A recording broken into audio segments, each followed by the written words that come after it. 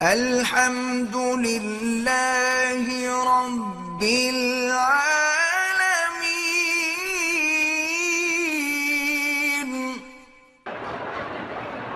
مدینہ منورہ میں حضور کے روضہ مبارک پر لوگ شور غل کرتے ہیں، بالکل ناجائز ہے، قرآن کے خلاف ہے کہ لا ترفعوا اصواتکم فوق صوت النبی ولا تجهروا له بالقول كجهر بعضكم لبعض ان تحبط اعمالكم وانتم لا تشعرون۔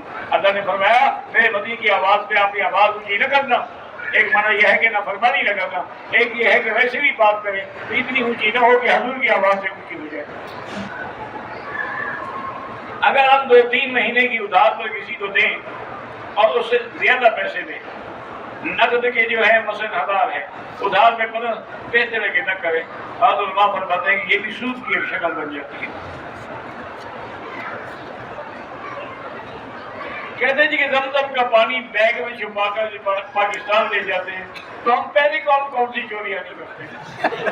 یہاں چوری طواف کر رہے ہیں، وہاں چوری زمزم لے جائیں گے، کوئی فرق نہیں پڑتا۔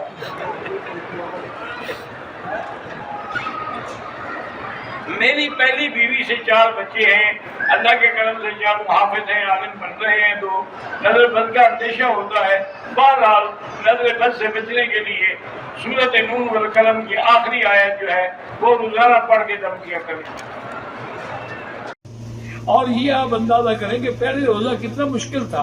ابتدا کے اندر یہ حکم تھا کہ جب آدمی رات کو آ کے سو جائے تو نیند کے بعد اٹھنے کے بعد پھر اس کو کھانے کی اجازت نہیں تھی، اس کا روزہ شروع ہو جاتا۔ اب صحابہ مزدوری کرنے والے، باغوں میں کام کرنے والے، وہ تراویح پڑھ کے گھر جاتے، نیند آ جاتی۔ اب نیند آ جاتی تو اس کے گھر والے ارمان کرتے رہتے کہ افسوس ہے کہ بیچارہ اب تو کچھ بھی نہیں کھا سکے، آج بھی نہ کھایا، اور جب نیند کھلے گی اس وقت سے روزہ شروع ہو جائے گا۔ تو امت پر یہ بات جو تھی بہت بڑی گہری ہوئی۔ اور اسی طریقے سے حکم تھا کہ جیسے دن میں روزے کے عالم میں میاں بیوی جماع نہیں کر سکتے، رات کو بھی نہیں کر سکتے۔ تو ایک دن ایک روایت میں ہے کہ حضرت عمر رضی اللہ تعالیٰ عنہ سے غلطی ہوئی، اور ایک روایت میں ہے کہ ایک اور صحابی سے غلطی ہوئی، اور اس نے آگے حضور سے کہا کہ یا رسول اللہ ہلاک تو میں تو ہلاک ہوں گیا کہ میں نے رات روزے کی حالت اس وقت رات میں بھی منع تھا بیوی کا جماع کرنا، میں نے جماع کر دیا، اب میرے بارے میں کیا حکم ہوگا؟ اس کے بعد پھر اللہ نے رعایت کر دی اپنے بندوں پر کہ حل لکم النساء لیلۃ النساء الرفث فی احل لکم الرفث فی اللیل فی الرفث فی النساء ہن لباس لکم وانتم لباس لہن۔ اللہ نے فرمایا عورتیں تمہارے لیے حلال ہیں، وہ تمہارا پردہ ہے تم ان کا پردہ ہو۔